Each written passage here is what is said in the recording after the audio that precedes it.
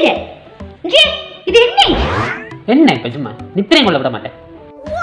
என்ன 50 ரூபா எடுத்து கையில வச்சு கொண்டு ஆடி கொண்டு என்ன காசை நினைச்சு கொண்டு வர தண்ணிக்குள்ள?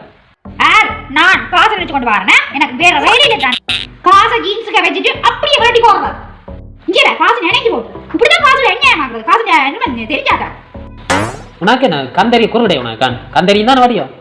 நான் என்ன செய்யறேன் 25 மாதம் உருட்டி பார்க்க மாட்டேன் தெரியும். துவைக்க முதல்ல பார்க்க தெரியாது. அதுக்கு காசு இருக்கும் இல்லையோ நினைச்சிட்டு கொண்டு வர காசு என்னோட கொழுவன் அதான் உனக்கு தொழில். என்ன நான் கொழுவுறேன் தேவையில்லாம கதைக்காதீங்க. அப்புறம் நடக்கிறத போற